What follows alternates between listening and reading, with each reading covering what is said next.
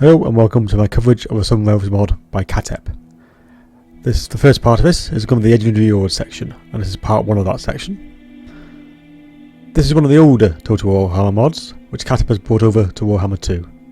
This mod has 4 factions, and with the help of Mixed Orcs and Yoka, which you will need to play as them. Adding unique Legendary Orcs, a reworked roster, which is coming in a later video, Regiments of Renown and Regiments of Fame as well. All with unique mechanics to unlock these powerful units. So as you can see, it's a very complete mod. So let's take a trip around the coast of the old world and check in on some new legendary Orcs. I will cover the first 4 Orcs in this video from Border Princes and Stevia. The Border Princes, or sometimes called the Frontiers, set between the Black Mountains and Blackfire Pass. A vast wilderness and home to a vast array of bandits, mercenaries and cutthroats. Both leaders start at the south tip of the Border Princes. To the west is Tyria and Saratosa. South is the open sea to the Tomb King's lands, and east across the water is the green-skinned savage Orc tribes. Our first leader is Valmer Gusa, a young leader of the Border Princes, brave and a good fighter. He has access to some mercenaries, namely dwarves. Yes, you can recruit dwarves with this Yord, namely dwarf warriors with 2-handers, Rangers, Cannon and the Organ Gun. But more about that in the unit roster breakdown. Valmer himself is a strong fighter as his stats show, solid melee attack and defense, making him a very good in combat. Armor is not huge, but a good shield which helps, and a good charge at 50, making him quite surprisingly strong combatant, with the only downside is that 140 AP on his weapon. Ability to be mounted on numerous horses and even take to the skies on a radiant Pegasus. This Yord should not be taken lightly 1v1, and also has some excellent abilities to add damage. Firstly, the Axe of a Dwarf Friend, with a huge damage output and a magical on fire damage, and also boosts a strong anti-charge buff. Query, he was very friendly with the dwarves to give him such a potent weapon. Also comes with a magical scarf to give Valmer regeneration and strider. So as you can see, he's starting to become quite the potent combat Yord. Also providing Killing Ball and Full Seeker, and your leadership buff abilities. Okay then, let's start looking into the campaign itself. And this is good for Border Princes, and of course we're going to use Valmer, you've just seen a bit of information about. First things first, I'm going to use this opportunity, that being the first of the videos, about Cataph Southern Realms. We're going to have a look at the special part of this faction, which is this. I don't know how to say that word. You can read it, there you go. And when you go into here, you have a whole heap of options for your armies. So all this is, much like the dwarf system, the Forge, this allows you to hire regiments, a leadership, so a Yord High of Myrmidea, or Myrmidea, that's the one I'm looking for. And you got 2 selections there. Very Yord for once every 100 turns, so you can request that, but you need certain factors in your armies via trade. So this is the trade. There's golden idols, obviously, and there's gold bars for that one. Well, soon, and that's how much it costs. So as long as you hit those criteria, you can correct them. So let's quickly go down the list. So Regiments of Fame, and I'm not going to go into the details of these because there's going to be a unit video dedicated to all this type of all the units in Cataph Southern Realms. So there you can see all the various things, the prerequisites for hiring these regiments of fame. And we scroll down, I think there's 6 in all. 1, 2, 3, 4, 5, 6. Yes, 6. And as you can see, all you gotta do, meet the criteria, 500, and start. And any trade resources. Now we already have this trade resource, so I'm going to hire it and just show what happens. So it's hired, and he gets straight into and he doesn't go straight into the army, he goes into the recruitments, Regiments around, and there they are, and then you recruit it to whatever army you want. Simple as that. And while we're here, Cataph has created his own Regiments of Renown. So all these are not the default ones for Empire, these are all the new ones. And as you can see, there's a fair few of them. Again, don't worry about this, I'll have it below my unit video. so we can go back into more details. That's just how you get them. And so now we can get onto Valmir himself. So Valmir in the Border Princes, and Gashneg starts in a similar place, bit up there if memory serves, but we'll get to him in a minute. And I'll go over like a paint overview for him. So not too bad. It's pretty safe of the edge of the Yords for Southern Realms. Excuse me. So they have 2 provinces from the start. So you have a complete section, complete region, Myrmidons and Zorvak here. So that's a good starting point. You have your army there. Go for that in a minute. So to the west, like I said before, we've got Tyria and a Greenskin army. To the east is the Savage Orcs, and we've got another Savage Orcs. So you've got Savage Orcs to fight if you want to. South is quite a distance south, but you have the start of the Tomb King hands, and a few Bretonnia faction there, and I think that's vampires, isn't it? Yeah, Strigoi. And of course you've got Saratoga here. So it's not a bad starting location. Of the 7 realms as we go through them, you realise this is probably one of the better ones, I would say. Because you're quite isolated from all the others, apart from this Greenskin army here, which is not that powerful. The main army's up here somewhere, and the dwarves usually have a bit of a battle with them. Or you also have access to this trade route, which I believe is held by... yeah, you have to take Black Venom out before you can use this trade route. So taking that out might be a priority. That's maybe a Goblin army. And you got... Oh, do you have this one as well? You do have this one as well. I did not realise that. So you have all these 2. This is why I probably haven't played the East. So you got complete regions, which is good, but there's quite a defence involved in that. Let's have a quick look at the garrisons while we're here. So reasonable for Ackendorf, which is the main one, and there's the main entrance to the Empire. And you got Vow here. I think it's Vow, isn't it? Yes, it is. And various other ones there. So it's not a bad starting location. Got a few trade routes possibility. Trading with dwarves. You can take out the goblins there. Of course, you got a port here. So overall, not too bad. So let's delve into the actual building tree. Now with Cateph's things, he hasn't built many individual buildings. It is mainly the units he's created. But this is how you create. So you got an extra building for recruiting dwarves. So you see all the dwarves there, Paymaster. You also got some other particular types.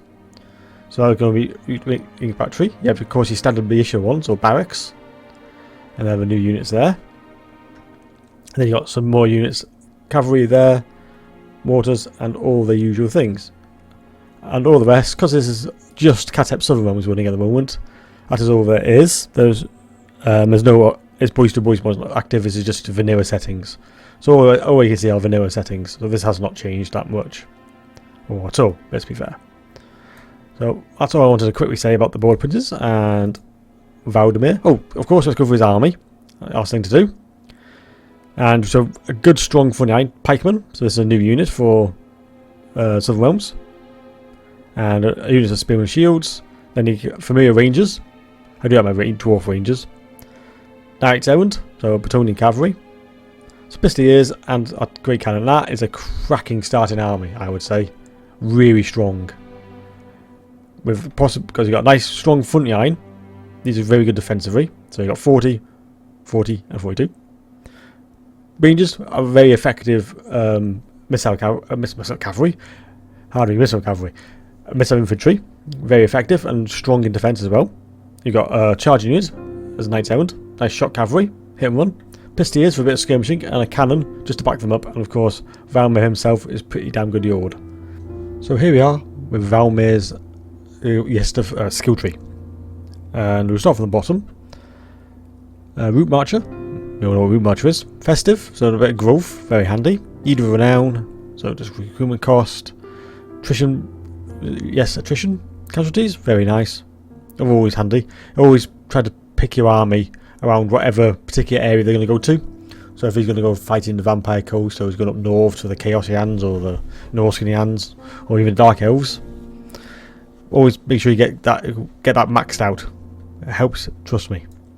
Fervent, Untainted, so the opposite really. If he's going to be at home, get that up nice and high. If he's got chaos around him, beastmen, whatever. We've got some nice casualty replacement on that one. Ooh, let's go back up to the right. There we go. 19 strike. You know what Lightning Strike is. Core Master, nice upkeep. So remember, just to reiterate, most of these are 3 stages, so 3 ranks. All those are 3 ranks, and most of these are 3 ranks. Nice casualty repression rate, alert, and headhunter. Some of these are quite similar to the main of a normal vanilla version, but I thought I'd go through them anyway because these are brand new legendary lords. So you got Rari, Hold the Line, all we know about them. Picked Veterans. So this affects all the various southern realms, and it just tells you there which ones it does. Or pretty much all siege warfare. Speed of Horse.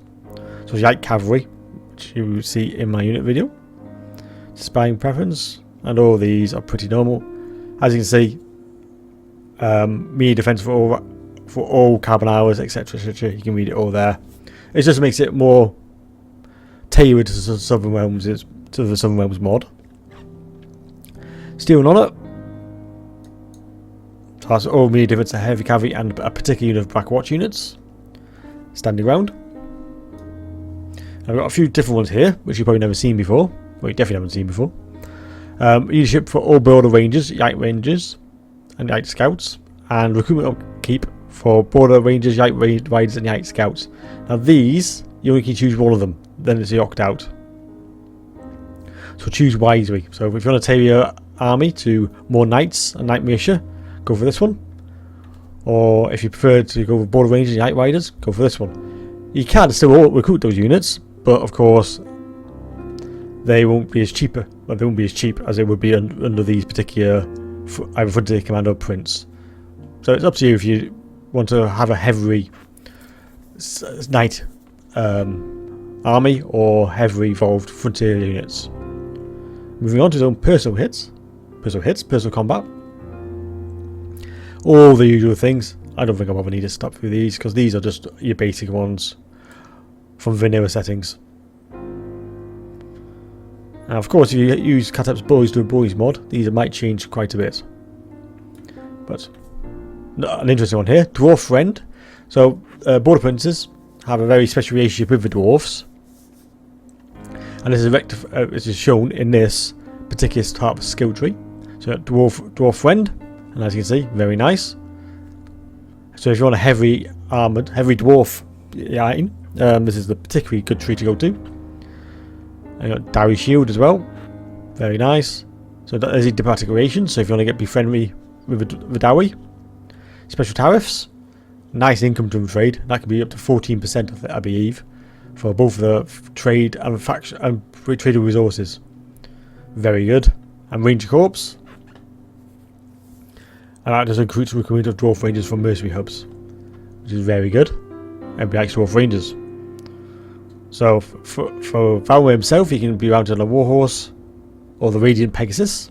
And as you can see, you got explosion thing at discharge from there, which is really good. And you can see his stats are vastly improved for obvious reasons. Oh, as before, got Axe of a Dwarf Friend, and there's the stats for the axe. I did touch on this on the old video, when we broke down Valmir himself, just in this previous video. There's a Scarf, Protector, so that's 15% physical resistance for any Yoda hero near him. So perhaps running with a captain or and definitely with a magic user. I usually have a magic user in most of my armies. And the archery is a bit of missile resistance. So there you go, that's Valmir's skill tree. The other choice for the Border Princes is Gashnag, a Strigoi vampire, and one of the famous Strigoi vampires in the Border Princes. Once a handsome prince, now turned into a monster by a terrible curse. That's what he pays poets and bards to say. Making him an enemy of the vampire counts, Gashnag rules with the terror of a Strigoi, but creates leadership from this fear, for no one annoys the Strigoi. With the Aura Shadow to cast from, and of course decent stats because he's a vampire, Gashnag is a potent force in casting or combat. Lacking the armour of Valmir, but has the strength to really put the hurt on the enemy. Skills wise, he has the Wrath of the Strigoi Prince, making him much more potent in combat. A staff making Gashnag have a 15% damage resistance constantly in a fight, which is never a bad thing, And he can also cast usually shadows, buffing that resistance even more. And having the added bonus of adding it to any allies near him. And now we go to the campaign map for Gashneg. Now I've just gone through the border princes with the previous Yord, so I don't need to go into much more detail. Scythe is very he's in exactly the same place, pretty much just a bit north. Yeah, they have the same provinces, so Zorvak here and over there to Akendorf, so he has those same provinces. There's exactly the same recruitment tree. I won't cover this anymore because it was all in the previous Yord overview, and I don't really want to I don't need to repeat myself. So the main thing we're going to go over here is the starting army, which is more empire based than so it hasn't got any dwarf units in this one. So it's crossbowmen, some shield bearers, which are not quite nice units, pistoleers, and some more standard halberdiers and spearmen, and Gashneg himself. And what we'll do, because I don't need to go over the details of the map because I've already done it all, let's go straight into his skill tree. And for this, we have got a few changes. As you can see, it is quite different to the previous one, so we can spend a bit more time in this time. So we've got Root Marcher, and then a Gashneg's Ward. So that's attrition for enemy counties from untainted territory, local armies. So that just increases quite substantially the casualties from untainted territory. Gashneg's Cloak, so that just increases his magic item drop, but it does reduce the hero capacity, and that is one thing I just wanted to touch on. There is a inbuilt unit capacity for Southern Realms. If you didn't notice as I went through there is a certain limit on certain units. I'll just hover all of these. That's one thing I did miss in my last video, so I'll just put it into this video. So with the more powerful units, that there is a restriction on how many you can have. I believe it is only mainly the Dwarven ones and the Paymaster ones. So there you go, just so you realise. Anyway, where were we? We were back with Gashneg. Let's go back to skill tree. So we've got Peace of Gashneg, nice way growth and diplomatic relations with empires. Alert, bit of public order, which can be buffed up a bit more. Reinsuring presence, so attrition from casualties. Lightning Strike and Irrepressible, so a bit smaller, that tree. Then you got Inspiring Presence, Punishment, so leadership versus raiding armies, and melee attack against the Chaos, Norska and Greenskins. Attribute causes fear when fighting against vampire counts, which is quite surprising, but he is known to be an enemy of the vampire counts. Fighters, so all units, nice bit of buffs there, leadership and melee defense.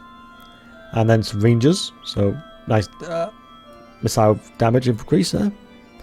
Onto Rari, Brass Younged, Gashing's Veil, armour for all units, that's going to be up to 3 times that. And Stand Your Ground, that's just a classic Stand Your Ground. Then, of course, we've got all the usual from your shadows. Don't need to. I'm sure you've used them before now. Pet Shades, a great ability, Arcane Conduct. So we'll skip that one. Then his own personal abilities, buffing him up even higher. These are the usual standard things: melee attack, defense, all the usual. Foe Seeker there, Master Strike, Curse of Revenant, Supernatural Horror. So actually it causes terror. So that gives him the terror mechanic. Braided Shield and Enemy Onslaught. So pretty standard stuff. Then you got the Tomb of Asharon. So nice bit of public order. And Disables Disintegrating. So instead of having the vampire thing disintegrating, which I'll hover over just in case people are not aware. I believe it's that one, is it? Let's just check this before I make a fool of myself. It is the red one. It is the red one. I thought it was. Yeah, disintegrating. There it is. So that's if the leadership is shattered, it causes severe damage to self. With this, it doesn't happen. So it's an interesting mechanic for when he's a vampire. Got his staff, Wrath of Strugoi Prince, and Extreme Measures. Passive ability: Summon Crypt Ghouls and Summon Direwolves. So a very interesting ability. Very rank 8, which is quite early on, let's be fair. Only gives you one of each, and you can't buff that anymore, but Summon Crypt Ghouls and Summon Direwolves, I don't think, as far as I remember, You can't summon dire wolves of any other faction. So that is a very, very interesting ability. And the archery, Grave Ward. So a very interesting skill tree that, and I'm sure you can think of some great ways to play that, and we'll play as Gashneg. Now we move west and go to Estalia on the western coast of the old world, and pretty much the furthest place southwest of the human factions, with solid cities and ports bringing trade from Araby and sometimes the High Elves. Being at such an extreme point, Estalia has open sea to the west and south, west being Ultron and the High Elves, where south is the lands of the Tomb Kings and some other small factions. East is the other Stevia starting location at Tabaro, and Skaven Bright is close by. Upio Sunscryer is our first Jedi Lord, and ruthless tyrant of this area, but surprisingly well outreached by his followers, providing a nice public order bonus, but -6 tax across the entire faction. This is compensated somewhat by his huge task rate boost to any yoga province he is in, and bringing some more range to your gunpowder units, making an interesting choice. Upio is a strong combatant like most of the Southern Realms Lords, high melee attack, but again your IP. He's more than a handful for most Lords to deal with various mount choices. Can also fly a Griffin, give him a bit more bite and attack, with 2 abilities to increase his combat skills. First, Ring of Desire, giving a nice boost across the attacking stats, as long as Upio's health is very high. Secondly, Obsidian Braid, taken from Yustria, Yagi, from the now very angry Isman, evoking magical damage onto the enemy, which gives them quite a unique ability, making Upio best running with some type of offensive magic user to take advantage of this weapon. And on to Estalia now with Upio here. So first things first, I did that just earlier in this video. So let's go quickly through the research tree. So as you can see, it's not the biggest research tree in the world, but it is. Each one does take a while to get, and they're quite powerful. So you've got Dwarven allies, so this increases your Dwarven costs, upkeep, and recruitment, and a nice recruit rank bonus. Trading, diplomacy, and greater rights, and that all adds up to this, which is the Grand Estalian Inquisition. And each one is slightly different, so we'll just quickly go through each one. So each one has its own plus points, but yeah, it is 15 turns per one of these, so make sure you choose wisely on what particular you want. So the top ones are all about your particular armies, your units even. So just pick the one that best suits your playing style, I would suggest. If you're going to do some raiding somewhere, go down that tree, etc, etc. It's basically you got to tailor it to your own particular play style. Let's jump back to the main campaign. Alright, let's quickly go over Estalia's starting point. So Estalia here has 2 provinces. Well, Upio does. And we'll start with the campaign. A strong starting point, because all you got to the west of you is Orthan and the High Elves, and nice early ties with them would be quite good. I don't think they're at war with anybody. And they're at war with Quantsquire and Beastmen. Speaking of the Beastmen, Kazrak starts here, so he's not the toughest faction to be facing right at the start, but he can be really annoying, because as you know, Beastmen are quite well hidden and just fight, and they just tend to pop up the wrong places at the wrong time, I've always found. But we're not particularly hard fights, I don't think, with a good strong army, that is. So you got Beastmen to worry about. To the north you got Bretonia. On the whole, you don't have to worry much about Bretonia unless they get taken over by somebody. Then they usually can be quite aggressive, and I have been known to annoy Karazhan here with the Fey Enchantress. I know she's gone on a bit of a rampage before now, but on the whole, not too bad. North, west, and south is of course big open sea, and the Tomb King hands down here, and a few, and you got a Bretonian faction here, which you might be able to make friends with. Which one is that? That's Knights of Orgol. So you might be able to make friends with them. Bit of trade. And to the west is of course the Isman. And this is one of the few places where it's quite viable to go right across the seas and go and explore in the Yustria. not bad. I have actually done a few campaigns with Estalia because I quite like the next video we're going to look at. I really like her campaign, and I've done it a couple of times with UPO himself, but I prefer the other one. Maybe more of a challenge.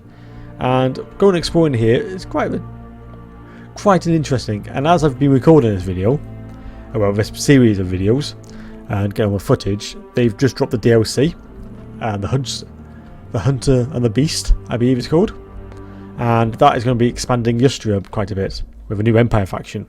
So this makes this starting location even more interesting. So to the east, let's just quickly cover this. We've got Taboya, which is another Stevia land, and that's where the next Yord starts from. And we've got Skavenbite, which is annoyingly close, especially for this poor faction, which we'll go to in a minute. But for that, you've got Sartosa to the east. But on the whole, I would say it's nowhere near as favourable as the Border Princes, which we just covered. But this is pretty favourable. I don't mind the starting location. 2 great ports, you've got 2 great trading resources, iron and wine, straight off the off. Expand both of them. That's level 2 if memory serves. Yes, level 2. Oh, and one more thing. You own a skill tree. So that's a skill tree for all the units. And we won't go into that because we know all about that. Because we're going to go into the unit in a different video. But there is a special building here, which is to hover over you. So capacity +6 for Blackwatch units. Blackwatch units are here for memory serves. Oh, they're around somewhere. Oh, there they are. It's a particularly strong unit. Adds some good idols resources, which is very profitable. Public Order, faction wide +1 and Public Order +8 for the local region. Untainted, and capacities as a hell of building. It's not cheap though, is it? It's yeah, 16,000. So that is not a cheap building at top tier, but well worth the investment for the amount of things you get from that. Other than that, it's your standard affair. As you can see, there's no more unique buildings apart from that unique building which I've just been through on the other skill tree. Let's have a quick look at UPO's starting army. So as you can see, it's a pretty decent one, I would say. Heavily into missiles. So we've got Royal Guard handgunners ×2. Nice reskins, by the way. And these are reskin swordsmen. And we've got a unit of pikemen as well. I think my first thing would be buying another unit to protect the other flank. So I have those 3 in the middle. A nice missile backline, handgunners, so get them in the right place, they can do devastating damage. Pistoliers and a mortar. That is a very strong 10 unit army. It's, like I've said before, I have done a couple of campaigns with Stevia, and I really like the starting location, and I think the army is really good to start off with. So let's quickly nip to his skill tree while we're at it. Again, this is quite similar to Valmir's, and don't need to go too much into it. There's a few differences. I've got free reign there. Iron Discipline, that was different as well. Extra security, fervent, that's the same. Festive is a bit over down the tree this time. Connoisseur, casual replacement rate, alert, and paranoia. Then you've got all the various units buffs for your particular army. Well, armies, even. I think that's a bug, by the looks of it. Yeah, weapon damage against windmills. I think that might be a... I'm pretty sure that is... that's clearly a bug. Picked veterans. Siege warfare. Speed of horse. Inspiring presence. Brass younged. Dirty dozen. So all these are quite familiar. We've seen these briefly in the first skill tree I went through. And got Command of Fortune again. So this is a bit more. This is different to the one we saw before. So this actually increases upkeep and lowers upkeep of various particular units. So you can have a Command of Fortune, which is mainly based on the more cutthroat units, like the Adventurers, the Great Sword Infantry, the Lancers, Pikemen, or you can go straight down for the Lancers, the Knights Archive, Knights of Righteous Spear, all the more prestigious units, and of course that increases the upkeep of all the others. So it's up to you which one you pick, and each Yord has this particular skill in for Stevia, and the same with the other one as well. So just pick your poison. Which one do you want to be cheaper? We've got hard to hit, so we've got all these personal abilities, which I'll just quickly hover over, just to make sure you know what you're looking at. So all his usual particular personal abilities, damage, defense, all the usual.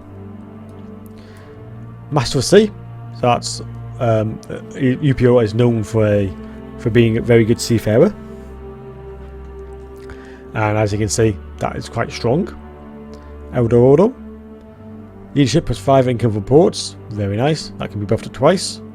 4% on ports is quite a heavy income because when you get going, you can have a lot of ports. Whereas for its peasants, so that increases the programmation for plus 10 with Bretonian kingdoms. I'm sure it's quite tax rate plus 5, so that's just quite a nice, powerful ability. Of course, it does decrease growth, and public order might be one of the last things you go into when your growth is particularly good, and you use your new PO as more as a fighting new fights, fighting new wars to fight. He's the leader of that particular war. Diplomatic, local provinces buffs are not as useful, not needed anymore. But public order plus -2 is not great. All provinces, it's just something to be aware of. The Warrior Legion, so a bit of unit experience per turn and income. We got Warhorse, Show Off, Stand Show Off Halberd. So that changes his weapon to a halberd, decreases weapon strength but increases anti-charge. I can't actually show you that, but it does, and he also drops his shield. So just if you want to make him more defensive, quite an interesting, unique ability there. Griffin, we all know what a Griffin is. Has his particular braid. So if you want to choose him, if you want to be more, he's going to be more attacking the Ord, you to pick that one, and if you're not, go to Show Off. Ring of Desire. As you can see, some nice passive abilities on that. And Murmurer's Ward, nice plus 10, missile resistance 10%. And that's UPO's skill tree. Euchrosia Baldonna starts in Terrible, east of UPO. So very near Skavenbite and Tyria. Skavenbite being an early problem from the start, and closer to one of the Saratosa factions, having its own problems as well.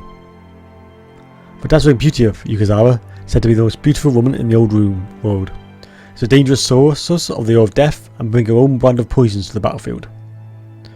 She is known to be a mistress of many assassins and has developed numerous poisons to help her earn her faction. With her dazzling beauty and natural skills in diplomacy, she provides nice buffs to Southern Realms and Empire factions, and a recruitment rank boost of 3 for captains, which is always handy to get your character a bit more potent straight from the off. It's Yukazawa's skills that make her more interesting and a great campaign to play with, if not pretty hard. First, we have a stunning beauty. Anyone near her is immune to any fear and terror, dying for their queen. While she's not a great force in a fight, she can bring poisonous stiletto, boosting her damage and applying a deadly poison. I like to run with a couple of captains so she can quickly get in, stab someone to apply the poison or another ability, and allow the captains to finish the job. Always keep an eye on her around the enemy, and a permanent bodyguard unit is the order of the day. Jupacoa gives it Unbreakable to 3 units very close by, and it can shut down a flank or any front line weakness, making that particular units fight to the death. In the right situation and on the right particular units, this could be a fight winning ability. Only one use though, so use it wisely. Next poison weakens any enemy, Yord or hero. As the fluff goes, this poison was given to them before the battle, thus they are very effective. 30 seconds extra to any abilities on the very powerful heroes. This is a very handy skill to have, and in the right hands and on the right target, this could turn the battle into your favour. With another poison, boosting any hero up with some great damage, but maybe taking a little bit of damage, but it keeps them on the battlefield. As I said previously, move with some heroes to get the maximum benefit of these abilities. Yasri, another buff for a hero. Her kiss, as you can see, is potent and laced with powerful poisons, making a mere captain or other hero very powerful. And finally, we can look at Ukraine's campaign here. So we'll go through our army in a minute. So similar starting position to the Stevia side, the other side, which was UPO's. Unfortunately for Ukraine, she only has Tobero. This is probably one of the hardest starting campaigns in the Southern Realms, I would say. Of these, definitely of these 4 Yords we've covered today, In the second part, which will be coming shortly, well, when I can get around to finishing all the various bits I need to do it, there's probably another faction overall is harder, but this one is a particularly hard starting point, and as you can see why. So you got the Beastman units here, Beastman armies, there's 2 of them there. You got Skaven White knocking on your door, and if memory serves you, I'll war with them straight away. No, you just want more with the Beastman. Interesting, I thought you were more with the other one as well. I know the other one, UPO, is definitely at war with Skaven Bright and the Beastman, but just the Beastman. So you can try to make friends with Skaven. And as we know, they're backstabbing you so-and-so, so that is up to you. We also got Saratosa. So she starts here, Aranessa, along with Tyria, who you can get friendly with quite easily. It's not too difficult to get friendly with them. But Saratosa is on the whole, I haven't actually much trouble with Saratosa since they've come in for the Vampire Coast. But yeah, they could be a problem because their army is pretty meaty. And other than that, so that's the starting location. So you can always get trade routes here quite easily. It's just Skaven Bright, Beastmen, and the possibility of the pirates gagging up on you is not a nice prospect. And you do have some Knights of Orgol right down the bottom here as well. But yeah, it's probably the hardest, definitely the hardest of these 4 Legendary Hordes. So how can she compensate for this? So let's quickly go for a starting army. We've got good strong front line. Got some swashbucklers. They're much like the Free Militia, but they've got some special abilities. Again, in my unit video coming upcoming. Some very good crossbowmen with their silver shield, very powerful. Some Knights and Combine. So a good solid, they sort of are charging units, but they can stay in a battle, and they got very good melee attack for cavalry, especially for cheap cavalry. And Pistoliers. So not as good as the other one that UPU has, but still a very good starting army. Building wise, nothing special about Tabor, if memory serves. It's just that it also happens to be one of the smallest starting ones because it's only a 2-tier. You don't start off with a main capital like all the others, so that's awkward to say the least. And of course, you only start with Tabora, so you're up against it straight off the off, and you don't have much money coming in, so it is a grind for this one. But you do have Ukraza, who's one of the most interesting of all the Legendary Hordes in Southern Realms, and with that, we can go straight to a skill tree. So here we are with Ukraza's skill tree. So it's quite in depth, and there's quite a lot going on in this one. As always, let's start off the bottom. So we've got Captains of Venture, so we got Hero Capacity +1 for Captains. Leader of Renown. Arts Promoter, so nice research rate and income from all cities in the local region. Georgic Citizen, we all know what that is. Extra Security. Highest Bidder, so upkeep +2 for all enemy units in the local region. Which is just a really curious ability, that. How much it will affect the actual AI is, I'm dubious to see these, because they have a lot of buffs for them, depending on how much difficulty you have you played with. If you're playing again, if you're doing this a co-op, that could be very interesting. Most Serene, so you got 3 stages into that for income reports, local region. Death by Mercenaries, let's quickly go over that. So you got recruitment capacity +1, that can be buffed up quite considerably. A Man's Worth, and a Machiavellian Prince. So nice public order, growth, and diplomatic relations with all factions. She is a very good diplomat. Hiring, the capital, so additional trade resources. Martial plan. Now, as you can see, this is usually this is an extra tree. This is usually just this tree here, but there's an extra bit. Construction, investor.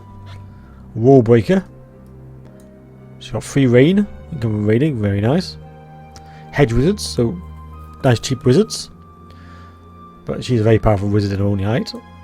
Connoisseur, festive, and veteran advisors. So maybe I would suggest I rarely have 2 caster users or magic users in the same army. I prefer to have 1 because of the shared winds of magic. I got Inspiring Presence, Duels and Favours. So you've got plus leadership for yours embedded. So these are buffs for all the usual things in her army. In her army. All these you've seen just previously. So I'll just hover over them. That's one of the abilities.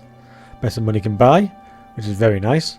So this is expensive, but it does armor plus 10 for all units. Armor plus 10 for plus 5% upkeep. If you got tons of money, not a problem, but I'm not sure about that one. Dwarf Friend, I don't know what that is. Intelligent and Discompliment. So Vanguard point for your army, very powerful. I don't know how powerful that is. Next one is the Ordef. So we all know about the Ordef, so I won't go for that. The 8th Husband. She has married a fair few times, mainly to get herself into a better position in the politics of the world. I'm very much doubt she's ever loved any of these. She's all about power. Then you got Prince Tabora. So you got diplomatic relations with plus 200 with Tabora, plus 20 with Tibia, but negative for a few of us. Or you can go against Margarita. So you just got